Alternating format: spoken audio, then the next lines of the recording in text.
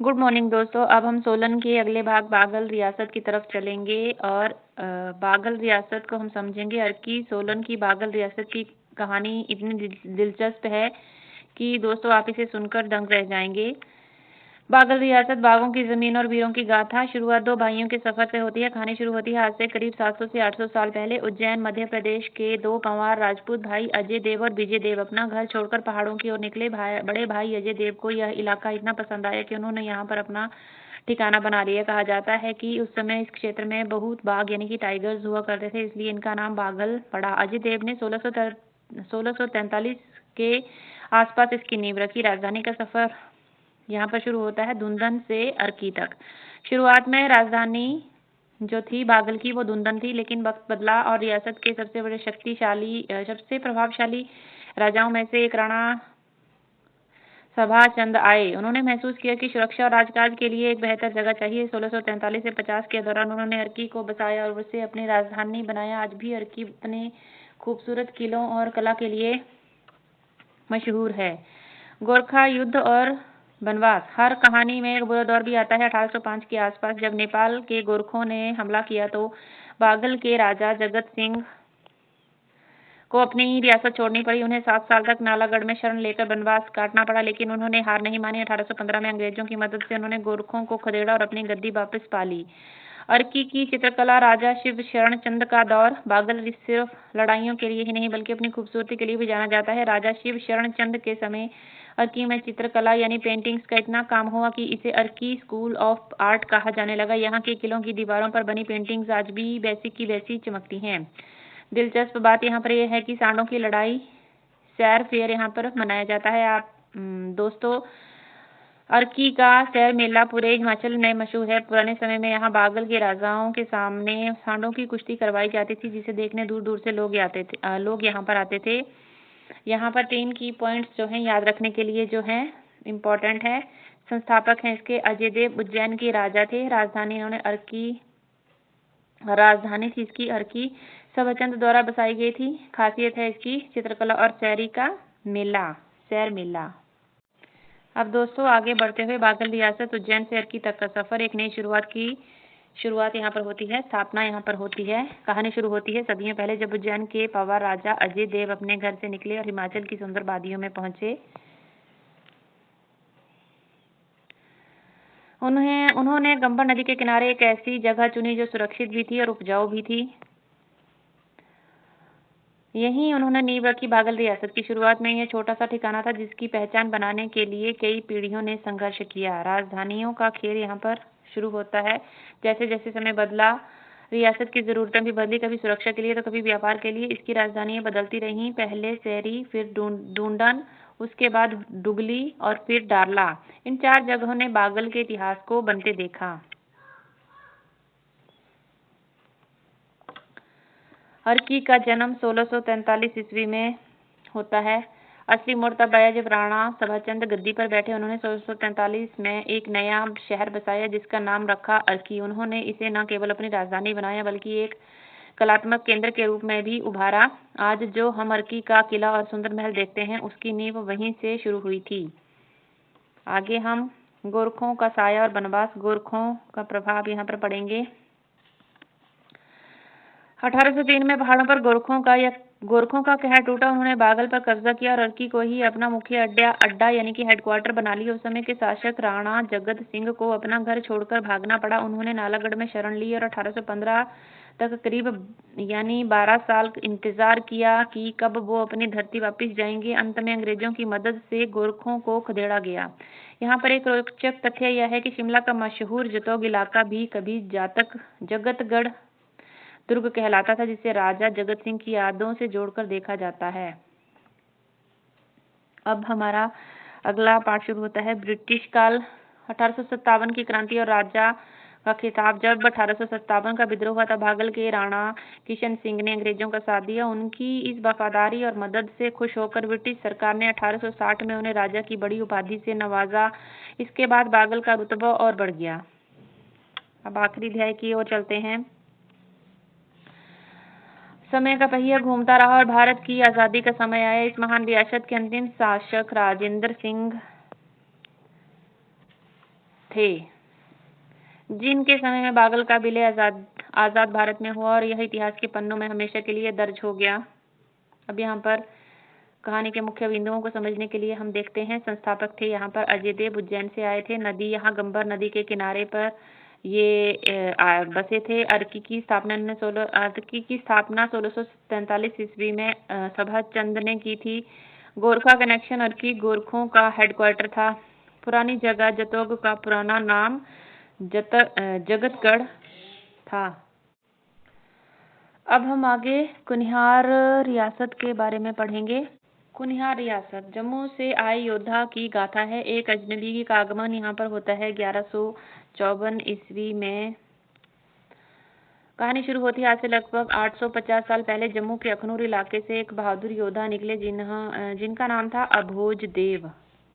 पहाड़ों की सुंदर वादियों में घूमते हुए उन्हें एक शांत और उपजाऊ घाटी दिखी। उन्हें यह जगह इतनी पसंद आई कि 1154 में उन्होंने यहाँ अपनी रियासत की नींव रख दी।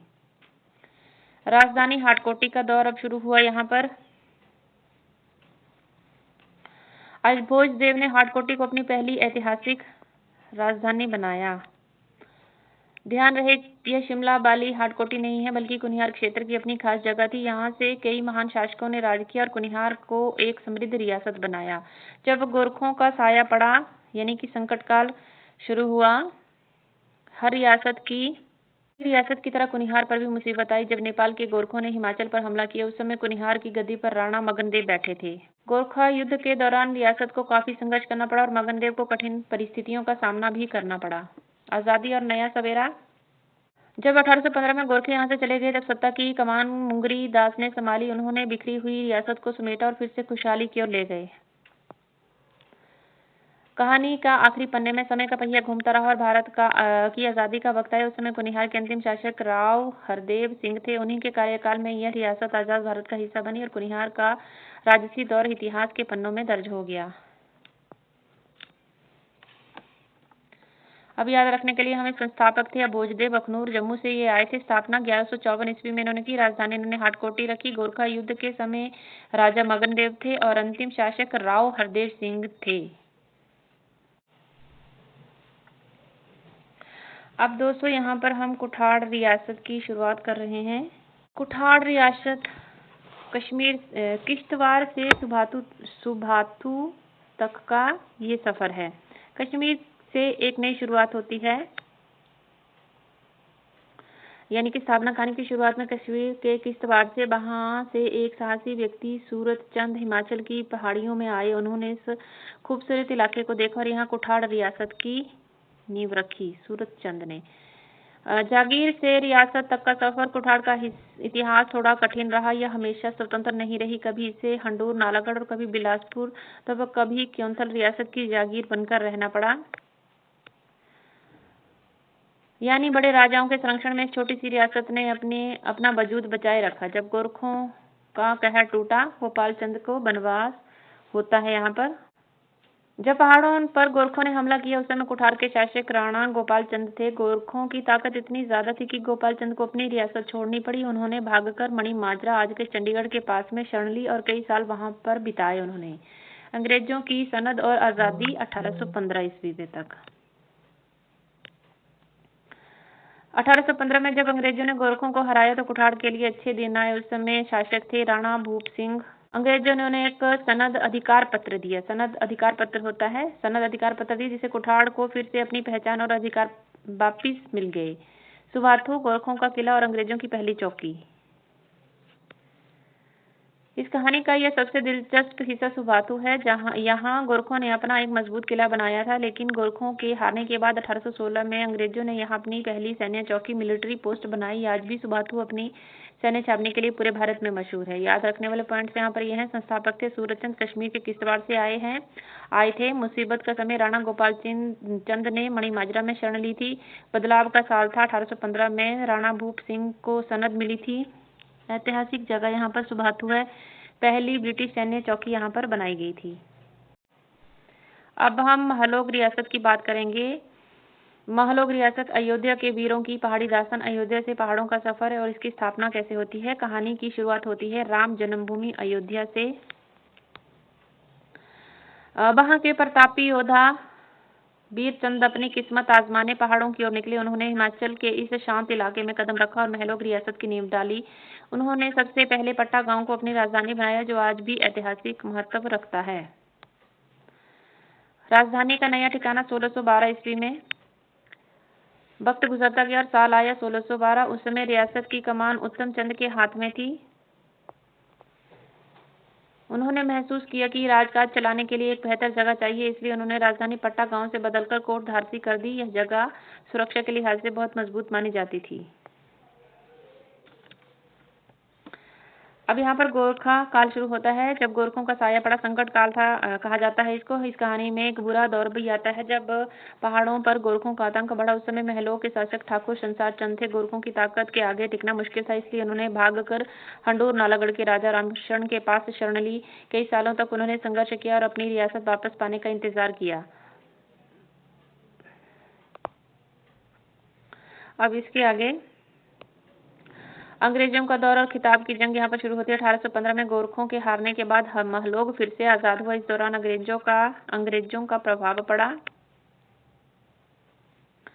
और उन्होंने यहाँ के शासकों को अलग अलग सम्मान दिए। रघुनाथ चंद को राणा की बड़ी उपाधि दी गई, जबकि दुर्गा सिंह को ठाकुर के खिताब से नवाजा गया। कहानी के अंत में समय बीतता गया। भारत की आज़ादी का सूरज उगा। उस समय महलोग के अंतिम शासक ठाकुर नरेंद्र चंद थे।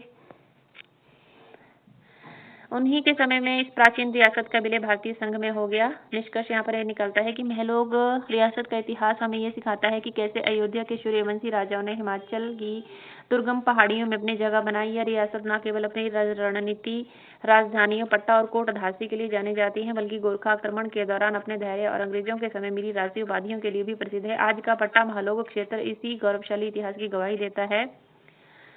अब जो भी याद रखने योग्य पॉइंट है, संस्थापक थे वीरचंद, अयोध्या वाली थे। पहली राजधानी इन्होंने पट्टा गांव में बनाई थी। दूसरी राजधानी कोट धारसी 1612 ईस्वी में बनाई गई थी। शरण कहाली इन्होंने हंडूर नालागढ़ के राजा राम शरण के पास इन्होंने शरण ली है।